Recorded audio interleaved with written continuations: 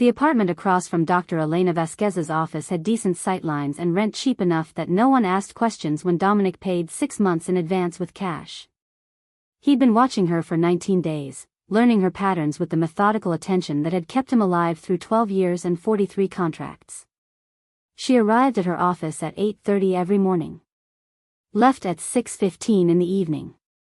Saw patients in 50-minute intervals with 10-minute breaks between sessions. Ate lunch at her desk, usually salad from the place 2 blocks over.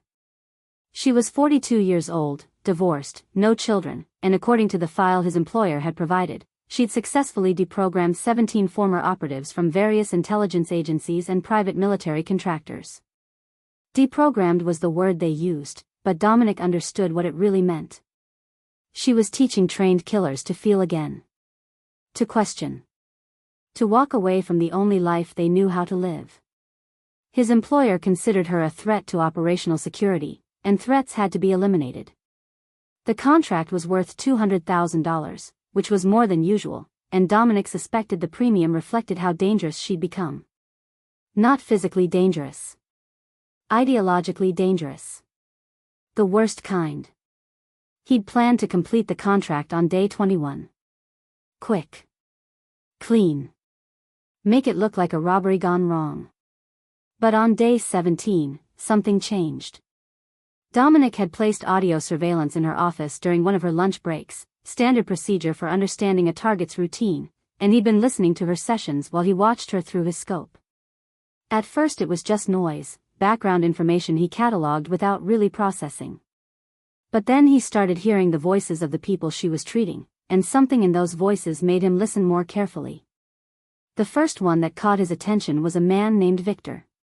His voice had the same flat effect Dominic recognized from his own recordings, the emotional monotone that came from years of suppressing anything that might interfere with pulling a trigger. Victor was talking about a contract he'd completed in Berlin, and the way he described it, the clinical precision of his language, could have been Dominic describing any of his own kills. I followed protocol, Victor said, and Dominic could hear him shifting in his chair, the leather creaking. Confirmed identity. Eliminated the target. Extracted without incident. I don't understand why I keep thinking about it. What do you think about? Dr. Vasquez asked, and her voice was steady, neither judgmental nor sympathetic, just present. Her face, Victor said, and there was a long pause. She looked at me right before. Not scared. Just tired. Like she'd been expecting it. And I keep wondering what she was tired of. What she'd lived through that made dying seem easier than whatever came next. And that bothers you, Dr. Vasquez said. It shouldn't, Victor said. I've completed 68 contracts. This was no different than any of the others. But I can't stop seeing her face. Can't stop wondering if she had people who loved her. If someone is looking at her empty chair right now and trying to figure out how to keep living. Dominic had stopped watching Dr. Vasquez through his scope. He was just listening, and something in Victor's words had lodged itself in his chest like a splinter working its way toward his heart. He'd had moments like that. Targets who looked at him with expressions he couldn't categorize. He'd trained himself not to think about them, to file them away in the part of his mind where he kept everything that might compromise his effectiveness. But Victor was pulling those moments out, examining them, and Dominic found himself remembering things he'd successfully forgotten for years. Over the next 2 days, Dominic listened to more sessions. A woman named Claire who'd worked as an interrogator and couldn't sleep without medication because she kept hearing the voices of the people she'd broken. A man named Thomas who'd been a sniper and had started having panic attacks every time he heard loud noises because his body remembered the recoil, the moment of impact, the weight of ending someone's existence from 800 meters away. And all of them were talking about the same thing, in different words, with different stories, but the same fundamental crisis. They'd been trained to be weapons, and now they were trying to figure out how to be human again. Dr. Vasquez never told them they were monsters. Never absolved them of responsibility. She just asked questions. What do you think you were protecting yourself from when you stopped feeling? What would it mean if you allowed yourself to grieve for the people you've killed? If you weren't an operative anymore, who would you be? That last question haunted Dominic more than any of the others. If he wasn't an assassin, who would he be? He'd been doing this since he was 23, recruited out of a military unit that had already taught him to kill efficiently. Before that, he'd been a kid from a foster system that had taught him to trust no one and expect nothing. The idea of being someone other than what he was felt like being asked to breathe underwater. Impossible. Fatal. On day 19, Dominic listened to a session with a man whose voice he recognized instantly, though he couldn't place from where. The man was talking about his last contract, the one that had made him walk away. It was a family, the man said, and his voice cracked slightly. Father, mother, 2 children. The father had witnessed something, was planning to testify. My employer wanted the entire family eliminated to ensure no complications. I spent 3 days watching them through a scope, waiting for the right moment. And I saw them living. Just living. The father helping his daughter with homework. The mother dancing with the son in the kitchen while they cooked dinner. And I realized I couldn't do it. Not because they were innocent, but because I suddenly understood what I'd been taking from people all these years. Not just their lives, but everything connected to those lives. Every moment they'd never have. Every person who'd spend the rest of their existence with a hole where they used to be. What did you do? Dr. Vasquez asked. I called my handler and told them the contract was compromised. That the family had gone into protective custody. I lied. And then I disappeared. Changed my identity. Came here. Because I didn't know where else to go. Dominic recognized the voice then. It was Marcus, a contractor he'd worked with 4 years ago on a joint operation in Morocco. Marcus had been good. Precise. Reliable. And he'd vanished without explanation, which had led to rumors that he'd been killed or compromised. But he hadn't been killed. He'd just stopped. And listening to him explain why, Dominic felt something shifting in his own chest. A crack in the armor he'd spent years building. He'd always believed that what he did was necessary. That the people he killed were problems that needed solving, threats that needed eliminating. He'd never allowed himself to think about them as anything other than targets, because thinking of them as people with families and futures and dancing in kitchens while cooking dinner would have made it impossible to function. But Marcus's words had forced that door open, and now Dominic couldn't close it. He started thinking about his own contracts. Not the operational details, but the moments after. The families that would have discovered bodies. The children who'd grow up with absences they'd spend their lives trying to fill. The partners who'd wake up alone and have to learn how to exist in a world that suddenly made no sense. He'd killed 43 people, and he'd never allowed himself to calculate the secondary casualties. The ripples that spread from each death, touching lives he'd never see, creating grief he'd never have to witness. But he was calculating them now, and the numbers were overwhelming. On day 20, the day before his planned execution of the contract, Dominic listened to Dr. Vasquez's session with a new patient. This one was different from the others. Angrier. More resistant. I don't need fixing, the patient said, and Dominic could hear the hostility in his voice. I'm here because my employer mandated it after a psychological evaluation. But there's nothing wrong with me. What do you think is wrong with you? Dr. Vasquez asked. I didn't say there was anything wrong with me. You people keep acting like doing this work makes us damaged. Like we're broken. But maybe we're just better at accepting reality than everyone else.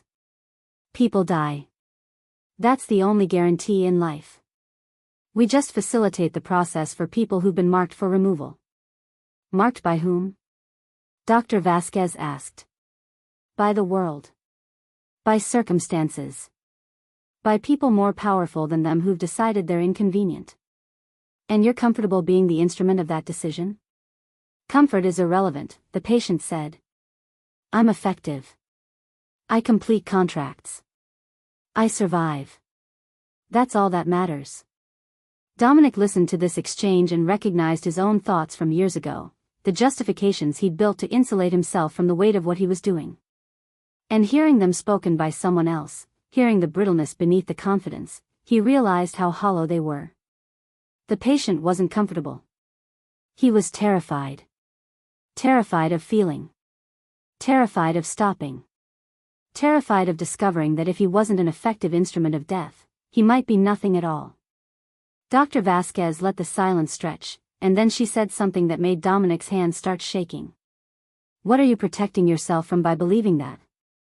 The patient didn't answer. The session ended in that silence, and Dominic sat in his empty apartment, his rifle resting against the wall, and realized he didn't know the answer to that question either. What had he been protecting himself from? What was so terrifying about feeling that he'd spent 12 years building walls high enough and thick enough that nothing could get through? He thought about his childhood, the foster homes that had rotated through his life with assembly line efficiency. The adults who'd been paid to care for him but had viewed him as a task to be managed rather than a person to be known. He'd learned early that attachment was dangerous, that caring about anything made you vulnerable, and vulnerability was something you couldn't afford if you wanted to survive. So he'd stopped caring. Stopped hoping. Stopped expecting anything from anyone, including himself. And then the military had found him and told him his emotional detachment was an asset. That his ability to function without sentiment made him ideal for special operations. They'd taken something broken and convinced him it was strength, and he'd built an entire identity around that belief. But listening to these people talk about unraveling that identity, about facing the things they'd buried so deep they'd forgotten they were there, Dominic realized he didn't know who he was underneath the training and the contracts and the carefully maintained emotional void. And that realization was more terrifying than any target he'd ever faced. Day 21 arrived, and Dominic didn't complete the contract. He sat in his apartment, his rifle assembled and ready, watching Dr. Vasquez through his scope, and he couldn't pull the trigger. Not because he suddenly thought killing was wrong. He'd never had strong moral feelings about it. But because killing her meant destroying the only source of something he was just beginning to recognize he might need. He spent that night listening to more recordings. Claire talking about the first time she'd allowed herself to cry in 7 years and how it had felt like drowning and flying at the same time. Thomas describing a moment when he'd been grocery shopping and a child had smiled at him, and he'd realized he couldn't remember the last time someone had looked at him without fear or suspicion or the blankness of professional detachment. Victor talking about visiting his mother for the first time in a decade and how she'd held him while he finally told her what he'd been doing with his life, and she hadn't condemned him, just held him and said she was glad he'd come home. Dominic had no one to go home to. No family who'd held on to hope that he'd eventually return. No childhood home that held memories of safety. But listening to these people rebuild themselves from fragments, he felt something he hadn't felt since he was young enough to still believe the world might contain kindness. He felt possibility. On day 22, Dominic made a decision that went against every instinct and every protocol that had kept him alive. He broke into Dr. Vasquez's office at 3 a.m, not to kill her, but to wait for her. He sat in the chair where her patient sat, in the darkness, and when she arrived at 8:30 and turned on the lights, she didn't scream. She just looked at him with the same steady calm she used in her sessions. "You're the one who's been watching me," she said, and it wasn't a question. "Yes," Dominic said. "Are you here to kill me?" "I don't know," Dominic said, and it was the most honest thing he'd said in years. "I was supposed to. 3 days ago. But I've been listening to your sessions. And I can't stop thinking about the things your patients say. The questions you ask them. And I need you to help me." Dr. Vasquez set her bag down slowly, not taking her eyes off him. "Help you with what?" "I don't know that either," Dominic said. "I just know that if I leave here without trying, I'll complete the contract eventually. Maybe not today. Maybe not this week. But eventually, I'll convince myself it's the logical thing to do, and you'll be dead, and I'll still be exactly what I am. And I don't want to be this anymore. I don't know how to be anything else, but I don't want to be this." Dr. Vasquez was quiet for a long time, and Dominic could see her calculating risk, weighing options. He was armed. He'd admitted to planning her murder. Every rational response would be to call the police, to get him out of her office before he changed his mind. But she didn't reach for her phone. She just sat down in her chair and looked at him with an expression he couldn't read. "If I agree to help you," she said, "you need to commit to 30 days. 30 sessions. No weapons. No surveillance. No contact with your employer. And at the end of 30 days, you make a choice about what happens next. I can't make that choice for you. I can't fix you. I can only help you figure out who you are under all the things you've built to protect yourself. And if at the end of 30 days I decide I can't do this?" Dominic asked. "If I decide I need to go back?" "Then you go back," Dr. Vasquez said. "But you go back knowing what you're choosing. Not because it's the only option you can see, but because it's genuinely what you want." Dominic thought about the recordings he'd listened to. The people who'd sat in this same chair and dismantled themselves piece by piece until they could see what was underneath. Some of them had rebuilt themselves into something new. Some were still trying. And some had probably failed, had gone back to what they were because the alternative was too difficult. But they'd all tried. And that trying seemed to matter more than the outcome. "Okay," Dominic said. 30 days. The first session was the hardest thing Dominic had ever done, and he'd done things that most people couldn't imagine. Dr. Vasquez asked him to tell her about his first kill, not the operational details, but what he remembered feeling. And Dominic, who'd spent 12 years not feeling anything, tried to remember. "I don't think I felt anything," he said. "I was trained not to." "Training doesn't erase emotion," Dr. Vasquez said. "It just teaches you to ignore it." "So what were you ignoring?" Dominic closed his eyes and tried to go back to that moment. A house in Kabul. A target sitting at a desk, writing something by lamplight. The squeeze of the trigger. The way the man's head had snapped forward, and then he'd slumped over the desk, his hands still holding the pen. And Dominic remembered thinking that the man had been writing something. Maybe a letter. Maybe a report. Something that would now never be finished. "I was ignoring the fact that he looked like someone's father," Dominic said, and his voice sounded strange to his own ears. "He had photographs on his desk. Children. And I remember thinking I should look away from them, that seeing them would make it harder. But I didn't look away. I looked at those photographs, and I told myself it didn't matter.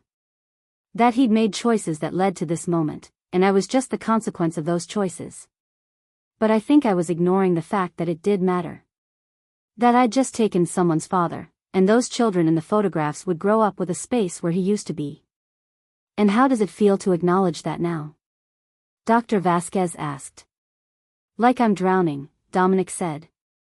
"Like if I let myself feel everything I've been ignoring, it's going to bury me." "Maybe," Dr. Vasquez said. "Or maybe it'll just hurt for a while, and then you'll learn to breathe around it." The sessions continued, each one excavating another layer of the person Dominic had been before he'd learned to be a weapon. Dr. Vasquez asked about his childhood, and Dominic told her about the foster homes, the social workers who'd looked at him with pity that felt like condemnation, the other kids who'd learned to hurt each other because hurt was the only currency they understood. And if you're still here, still listening to this story about a man trying to figure out how to feel again, then take a second and hit that subscribe button. Because there are more stories like this, more truths about people trying to become something other than what they were made to be, and you'll want to be here when they're told. What did you need that you didn't get? Dr. Vasquez asked during session 12, and Dominic had to sit with that question for a long time before he could answer. "Safety," he finally said. "I needed to feel like someone would protect me. But no one ever did. So I learned to protect myself. And the best way to protect yourself is to make sure no one can hurt you. And the best way to make sure no one can hurt you is to not care about anything." "And has that worked?" Dr. Vasquez asked. "Yes," Dominic said. "Until now." "What changed?" "I listened to your patients," Dominic said. "I heard them talking about the same things I've felt but never let myself acknowledge. And I realized that not caring didn't actually protect me from anything. It just made me numb. And being numb isn't the same as being safe.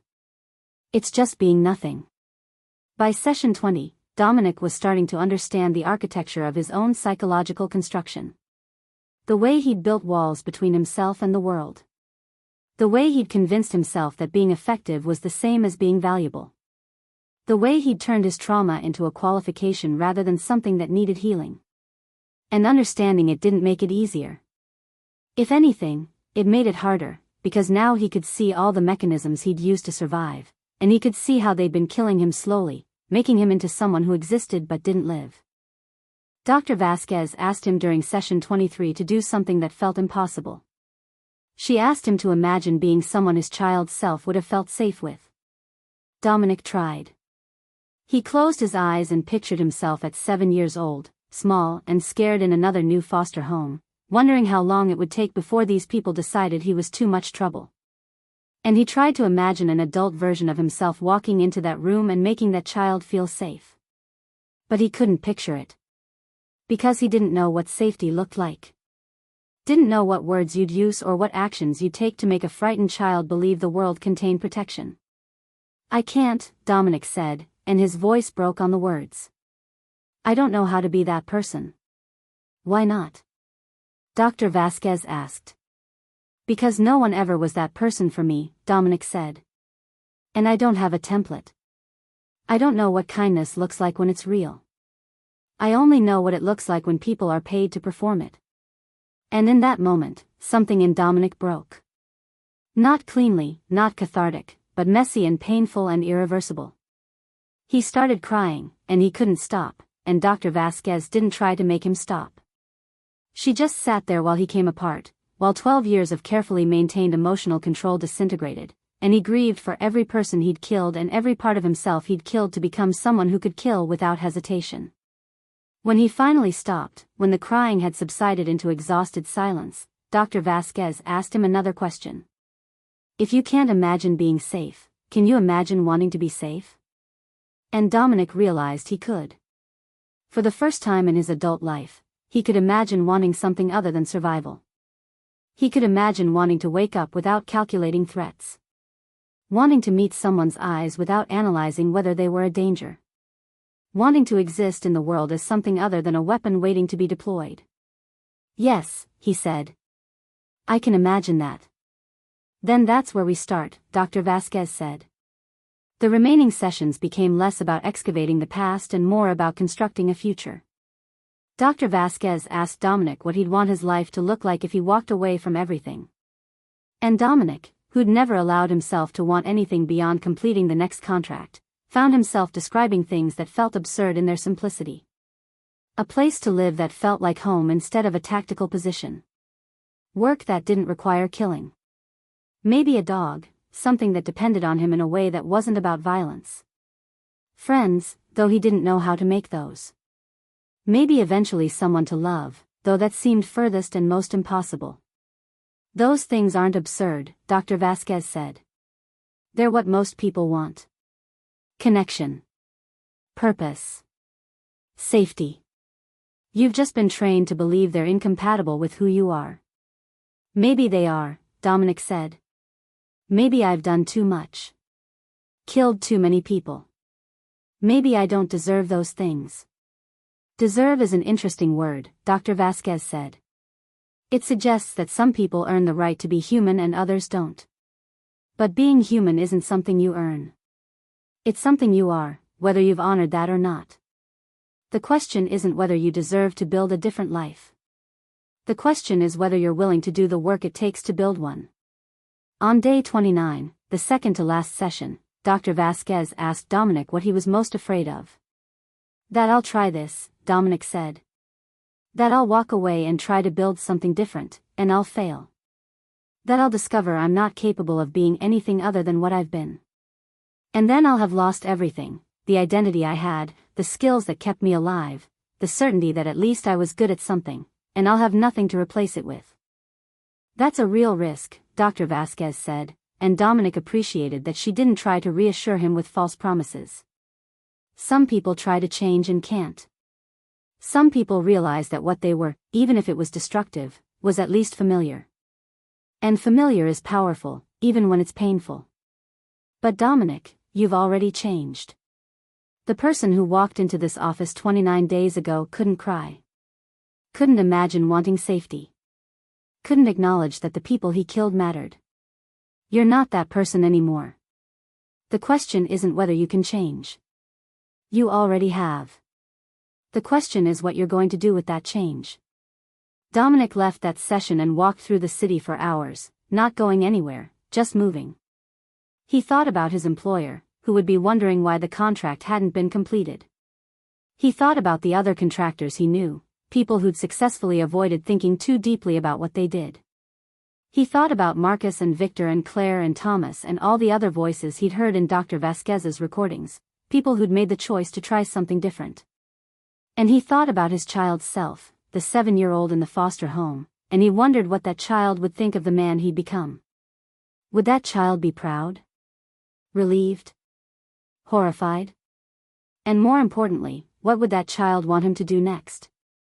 The 30th session arrived, and Dominic sat in the chair one last time, looking at Dr. Vasquez across the space that had become simultaneously the safest and most dangerous place he'd ever been. So, she said. 30 days. What have you decided? Dominic looked at her, this woman he'd been sent to kill, who'd instead taken him apart and shown him all the pieces of himself he'd been hiding from. And he realized he still didn't know the answer. He could feel the pull of his old life, the simplicity of it, the way it required nothing from him except competence. But he could also feel the pull of something else, something harder and more uncertain but also possibly more real. I don't know, he said, and it was the truth. I know what I want. I want to try. I want to see if I can build something that isn't about killing. But I'm terrified that I'll fail. That I'll try and discover I'm too broken to be fixed. You're not broken, Dr. Vasquez said. You're hurt. There's a difference. Broken things can't function. Hurt things can function, they just do it with pain. And pain can heal, if you give it time and attention and the willingness to sit with it instead of running. And if I choose to try? Dominic asked. What happens to the contract? To my employer? They're not going to just let me walk away. No, Dr. Vasquez said. They won't. Which is why choosing to try means choosing to run. To disappear. To become someone they can't find. I can help with that. I have contacts who specialize in relocating people who need to vanish. But it means leaving everything behind. Your identity. Your money. Your history. Starting over as someone completely new. Dominic thought about that. Starting over. Becoming someone new. It sounded like freedom and erasure at the same time.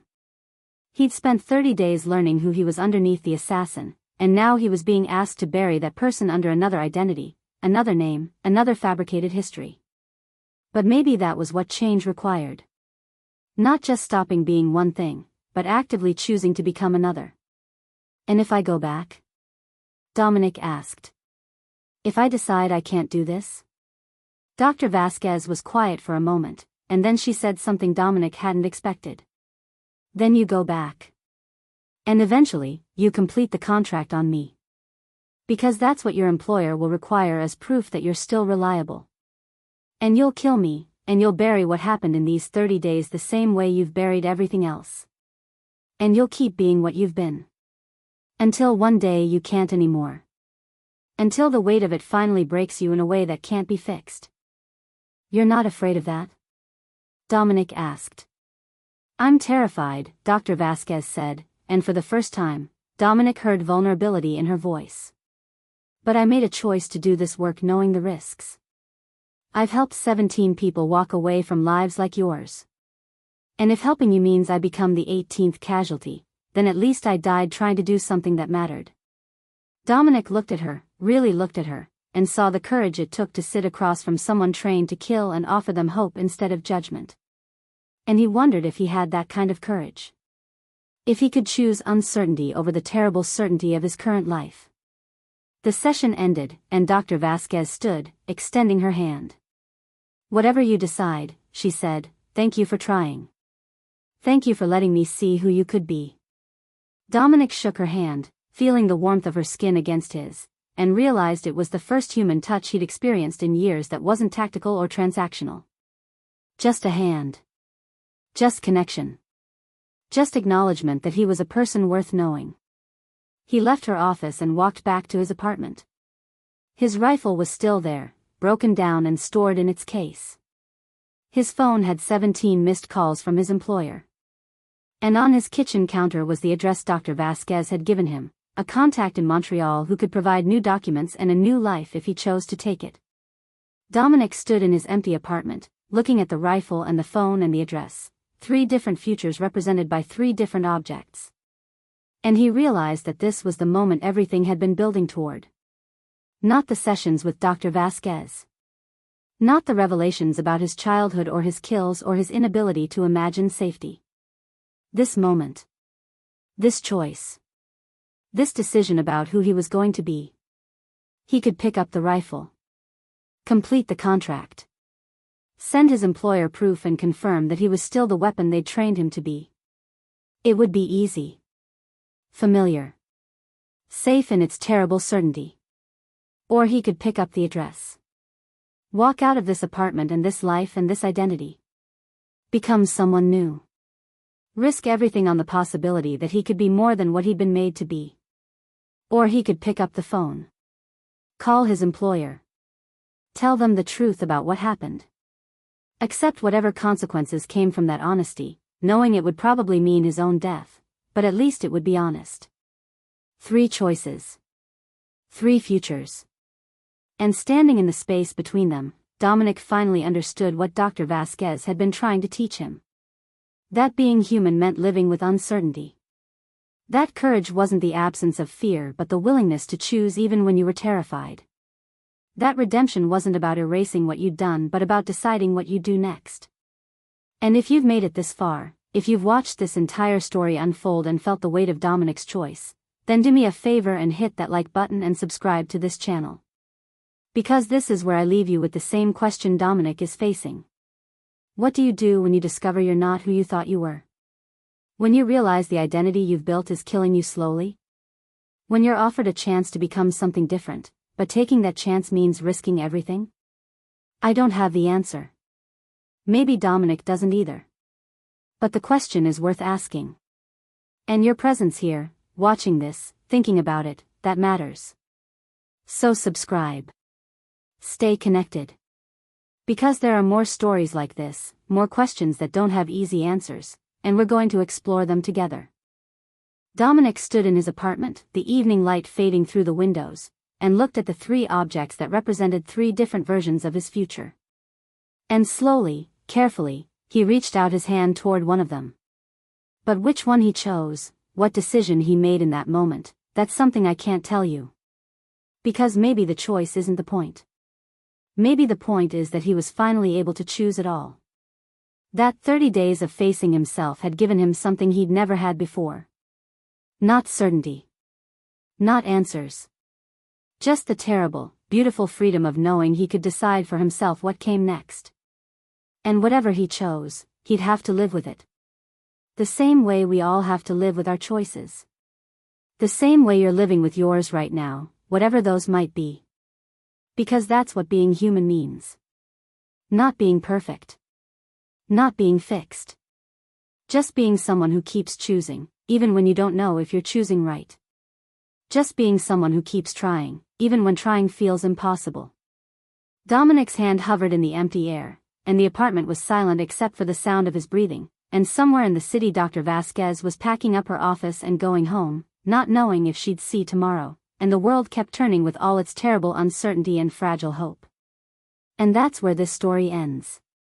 Not with an answer. Not with resolution. Just with a man standing in an empty room, trying to decide who he's going to be. Just like all of us, every day, making choices that define us in ways we won't understand until much later. Just like you, right now, deciding whether this story meant something or was just words in the darkness. I hope it meant something. I hope it made you think. And I hope, whatever choices you're facing, you find the courage to make them honestly. Because that's all any of us can do. Choose. And live with what comes next. And hope that's enough.